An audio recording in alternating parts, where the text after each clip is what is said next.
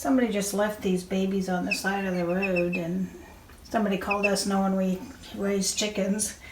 We're getting a bigger box for them, but for now, we're giving them a little food and water to get them back healthy. Then we have a bigger box we're going to put them in a little bit later when we buy some more of the stuff you put on the bottom. But what happens is people think they want chickens or ducks for Easter, and then they don't know how to take care of them, so then they just abandon them or kill them or whatever. Aren't they sweet little things? The clip at the beginning with the chickens, in case you're wondering why everything looks red, it's because we have them under a heat lamp, because they need the warmth of their mama. Without the mama, they need a heat lamp. And just somebody just abandoning them like that's just wrong. Every year people buy chicks or ducks for Easter, and then they either grow up and they don't want them, or they don't know how to take care of them or whatever, and they die. So it's sad. I'm glad somebody called us so that we could save them. And we have a big, they're not in there at the moment. We have this big huge tub we put them in till they get with a mesh over the top so they can't get out, and a heat lamp and food and water and shavings in the bottom and stuff, that till they get big enough to put outside. And then our chicken coop's got two sides to it. It's the main coop where the main chickens are, and then there's a littler place where we put the babies once they get big enough to be outside and it gets warm enough for them. But we want the bigger chickens to get used to them so they can see each other through the chicken wire, but not get at them, because they'll attack them and stuff. So we put them in the smaller area until they get big enough to kind of defend themselves. And then it's interesting because these four, they're being raised together, so the rest of their lives they'll kind of hang out together, those four. I mean, we've got little batches, and we got these 5 together, these 6 together, and they kind of hang out together. It's kind of sweet. But I'm glad that somebody found them, and I'm not sure if they just found the chicks, which may mean that something happened to the mother, or they found the box with the chickens in it, which may have been the case. If that's the case, then somebody obviously abandoned them. If it was just the babies, then maybe something happened to the mother and they were just, wandering because their mother was killed by a car or something. I don't know. I don't know exactly what happened, but I know we were able to save them. Oops. Got this black bra on because all the rest of mine are dirty. This top's got those down the sleeves, which is kind of fun. Today is Friday's Fabulous Friends, so I'm going to tell you about 3 friends of mine that you probably already all know, but if you don't, go check them out. First one is, let's see, oh, that's not, oh, here it is. Looking at the wrong page. First one is Alex. She lives up in Canada. Her initial YouTube channel was called Life with Sugar, and then she changed it to All That with Alex or something like that, and that didn't last very long. Now she said she's going to stick with this one. It's Alexe MB, and the MB's her last name. Her name's like one of those hyphenated kind of names, only without the hyphen, but it's like 2 last names. So it's ALEXE space MB. I'll link it all below, of course. So Alex, Sugar is her puppy dog. Actually, it's her mother's dog, but the dog lives with her. So, and Sugar is so funny because Sugar gets her own box of like dog treats and stuff. That's a subscription box for dogs, and she'll just rip that box open to get at those treats while Alex is trying to do the unboxing. And when Alex gets other boxes, Sugar's right there, and while Alex is talking, Sugar's like trying to rip open the box, and then she gets really pouty when there's nothing in there for her. It's so funny. So Alex does a lot of collabs. She does, in fact, she and I and a couple other ladies are in 2 or 3 weeks when my eye heals up so I can put eye makeup on. We're going to do a spring makeup collab where we, use springy colors on our eyes and stuff. So watch for that. I have to let my eye heal up because I had, where they freeze. I had like a little cyst right here or whatever it was, and they froze it, and now it's still not healed, so I can't put eye makeup on. in case you noticed I don't have eye makeup on. I could put on one eye, but that would look really weird. So we're going to do that spring makeup collab with Alex and Courtney from Shanice Reviews and a couple other ladies. If you're interested in joining, just let me or Alex know. And there's several different collabs coming up. Alex is also doing it's going to be like in May sometime. I mean, the sign-up's going to be in April, and then the actual filmings or uploads are going to be in May. It's gag gifts. You know how we send presents to each other? This one's sending, 5 to 8 gag gifts to somebody. So that should be totally fun to watch. And Alex has become a really good friend of mine. She sent me friend mail, and then we email each other back a lot, and we've just become good friends. I'd love for her to come visit someday, or me to go to Canada someday, but maybe after all this COVID mess. We'll see. Maybe some of us can get together. I know Amber from Amber Bazaars, however you pronounce it, she's working on getting some of the YouTube channel owners, whatever you call it, to have a get-together, like not this coming summer, but maybe the summer after. So that should be fun. So anyway, that's a little bit about Alex. So she's trying to get to 500, so go give her some love, subscribe to her. Let's see if we can get her to 500. So if you've already subscribed, tell your subscribers to go visit Alex, and let's see if we can get her up to 500. She's at mid 400 somewhere. I don't know exactly, but let's see if we can get her to 500. Come on, black bra, quit showing. There we go. My next one is Bev, and her channel name is Life with Grandma Bev, and she's I don't know if they still call them that, but we used to call them snowbirds. My parents used to do this. My dad and my stepmother, they would go down to Arizona when it was cold, and then they'd go back up to Oregon when it warmed up. And she's got a travel trailer, RV, I guess you call them nowadays. So they hang out in the RV park for a few months, and I'm not 100% sure. I'll have to find out from her. Like my parents, they had a house in Oregon, and then like a trailer or whatever that when they went south. But I don't know if she stays in her RV all the time or if she's got a home up north. I'm not sure exactly. I think she's Washington or Oregon, but I'm not 100% sure. I know that she was in Yuma, Arizona, and now she's packing up to head back home, wherever home is, but I'm not sure where home is. We'll find out. And Grandma Bev, she does Mass Mondays. She does giveaways. She does hauls. She does unboxings, a lot of makeup unboxings. Not so much clothing. I guess she's limited on how many unboxings she can do because she's limited in space with, staying in an RV. You don't have a lot of space for a lot of junk. So I love Grandma Bev. She's a hoot. She's just, I don't know if she's intentionally funny, but she's hilarious. And my third one, a lot of you know Kim at Kimmy's Boxes. She's such a loving person. She's always sending people like friend mail, and she does unboxings. She does Mass Monday. She does a little bit of hauls.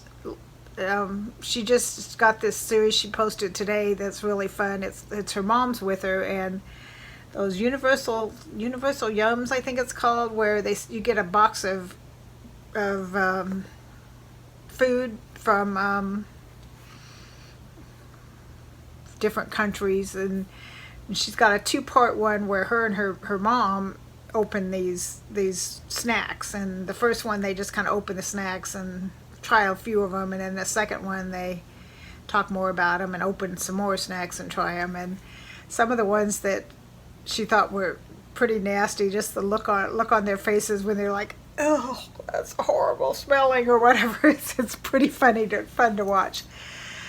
Sorry, I got distracted watching the donkeys walk by. And then the bunny just hopped by. It's springtime, so the bunnies come out. Unfortunately, our livestock guardian dog likes to go bunny hunting, so she'll catch the bunnies sometimes. I can always tell when she's found herself a bunny, because then she won't eat that night. I know that's gross. TMI. You probably didn't want to know that, but yeah, well, she's doing what nature tells her to do, I guess. So we've got 4 new baby chicks, and of course we've got 5 donkeys and a cow and 3 doggies and 5 ducks and probably 30-ish, 25 to 30 adult chickens. One of the chickens, a stupid chicken, it started laying like just on the cement outside my son's office door, and because he's got an office, he works from home. He's always worked from home, not just because of COVID, but he's always worked from home, and he's got a door that leads in and out, to the outside. And there's some stupid chicken that started laying just in the corner on the cement. It's like there's nice nesting boxes you could lay in. There's nice grass or bushes or soft dirt, but no, she lays in the cement every time. And I'll let the dogs out, and then I'll look over there, and there's be this egg just sitting there in the corner on the cement, and I'm like, you're a dumb chicken, I swear. I'm not sure who's doing it. She lays really dark eggs. We get white eggs. We get what's called Easter egg. We've got some Easter egg chickens that lay colored eggs. We always seem to get the green, because Easter egg chickens, you don't know what color they're going to lay. They lay pink eggs, blue eggs, or green eggs. And every time we get an Easter egg chicken, we get the green eggs, and then we get varying shades of brown eggs, like super dark to almost white. I'm getting a spam call. I don't know about you guys, but I've been getting so many spam calls.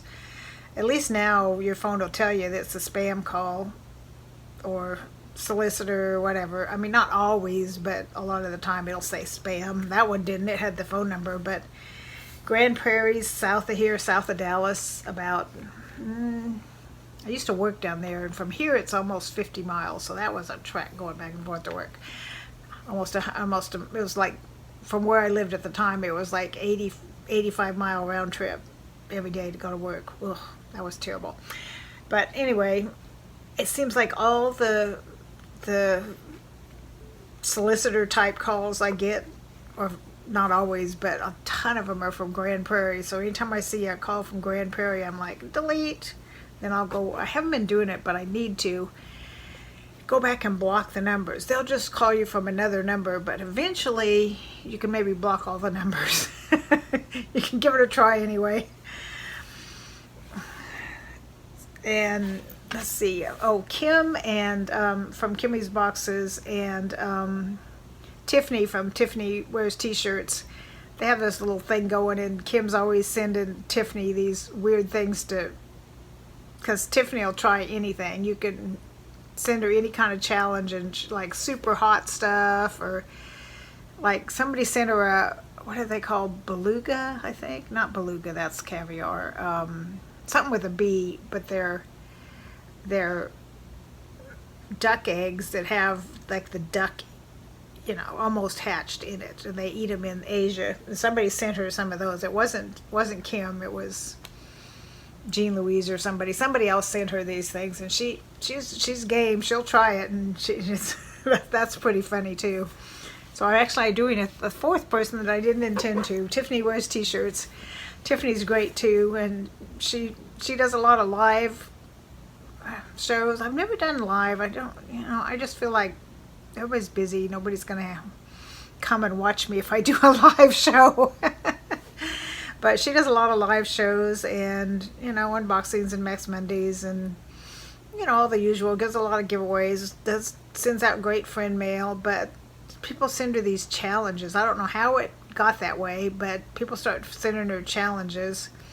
Or she likes like Halloween and scary stuff, so I think it's Kim that keeps sending her these like creepy dolls, and she'll open it up and she'll be like, oh, whoa, and it's like this, pull it out and it's like this really creepy doll. Then she'll put it up, like I have my stuff on the shelf, she'll put it up behind her with this creepy doll or skeleton or something. So I'll add her to the list that I told you about her too. Tiffany wears t-shirts. Tiffany's great too. I was going to do 3 people, but somehow I ended up doing 4. Oh, this is not going to work wearing this black bra with this. Well, I'm not going anywhere, so I guess it doesn't matter if my bra shows most of the time. So I was going to do, I do a once a month. We haven't done it in a couple months, but once a month I do a watercolor class, but it got canceled, so now I'm doing laundry. Ooh, laundry. All my stuff my grandson had buried up in his room. It's a big old pile of stuff because I don't know, teenagers just tend to do this. They live out of the laundry basket, and then anything that's dirty, they'll throw it on the floor. And in the laundry room, we have like a hanging rack where clothes can hang, and then 3 baskets for lights, whites, and darks. And they'll go in the laundry room, take something off the hanging rack that they haven't taken upstairs. They'll put it on, and then whatever they had on, I mean, they're standing directly in front of those baskets, and they'll just throw it on the floor. And I just like, why can't you just reach your hand out 6 more inches and throw it in the laundry bag thing? But no, it ends up on the floor, and I just don't understand that. I was probably that way when I was a teenager too. I'm trying to remember how messy my room was as a teenager. I don't know, my sister and I shared a room. We lived in an apartment and a mobile home, but mostly an apartment as a teenager. As a kid, we lived in a mobile home. We lived in, well, it wasn't even a mobile home when I was a kid. It was a trailer. We lived, when I was little, like preschool, elementary school, we lived in, it was 8 feet wide and I think it was 24 feet long. And there was like a little bit of living room, a little bit of kitchen, and then there was a hallway to the bathroom in my parents' bedroom, and the hallway had bunk beds in it, and that's where my sister and I slept. It wasn't really a room, it was just a hallway. But, you know, everybody else in the trailer park we lived in, they were all poor too, and we didn't know we were poor because everybody else around us was poor too, so we didn't even, we didn't have the internet to tell us we were poor. We didn't even realize we were poor. Anyway, TMI. So there's our 3 plus 1 bonus. Span risk. Anna, Texas. Don't even know where Anna, Texas is, but there's a Melissa, Texas too. There's some Texas towns named after people, but there's some weird, I'll have to find some for you. There is some weird towns and names in Texas. Next week I'm going to do a little known facts about Easter because it's Good Friday next week, and week after that maybe I will do some little known facts about Texas and some of those weird town names in Texas. Give you a little Texas history. I've been to the Alamo. The Alamo, it's not what you would think it would be. It's a lot smaller than you think it is, and it's in the middle of San Antonio. I mean, there's like shops around it and stuff. It's just this little one protected place where the Alamo was, and then there's shopping all around it. If you ever go to Texas, you should go to San Antonio. They have what's called the River Walk, and it's this river that goes through San Antonio, and it's got fancy hotels on it and lots of little shops, and you just walk a path on either side of the river and stop at all these little shops, and you can stay in a hotel right on the River Walk. It's a lot of fun going down to San Antonio. It's south of me about 4 to 5 hours. Texas is a big state. You could probably fit most of where y'all live in Texas, because Texas is a big state. I know when I moved out here from California, Took us like 3 days to get here, and like 1.5 of those 3 days was just driving through Texas. Because it's, you know, we're not even East Texas. We're just north, kind of the center of the north of Texas. So there was like a whole nother day's, at least a few hours drive to go the rest of the way to get out of Texas, to go to like Louisiana is the next state over to the east of us. But yeah, it's a lot of driving. If you go from like the farthest south corner, it's into the, you know, to the like the southwest corner to the northeast corner, it'll take you at least 2 days to drive it. It's Texas is big. And there's, you know, you think, oh, you know, if you live in the city or whatever, it's like there's no open land anymore. You drive through Texas, you'll see how much open land there still is in this country. There's so much open land still. I mean, we feel like civilization is creeping on us, because when we bought these, we have everybody on our streets either got 5 acres or 10 acres, and the people behind us are the same. So we've got this little, and across the street too. So got this little pocket of like 3 rows of houses that all have acreage, and then marching towards us, they're building all these, like, we used to call them tract homes. I don't know what you call them nowadays, but they're on less than 1/4 of an acre. So they're marching towards us, so we're going to get civilization around us whether we like it or not.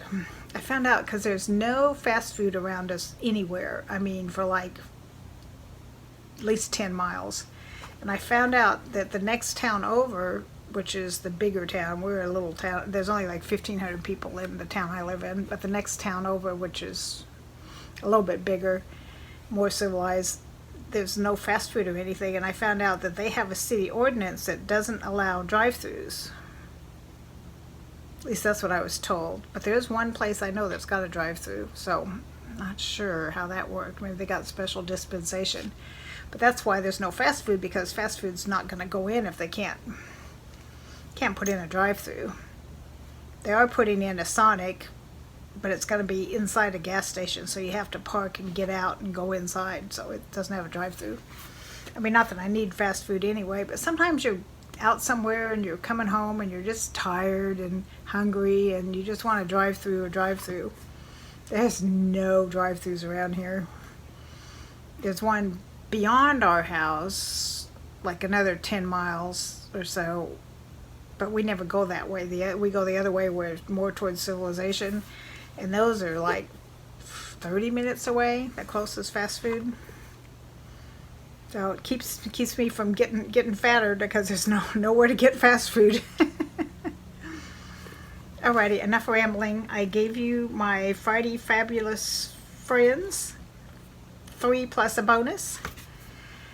I hope you all have a good day, and next week come back for Easter facts, and tomorrow it's Jean Louise's birthday, so go over and give her a happy birthday. And she sent a bunch of us these masks that are that snail slime stuff.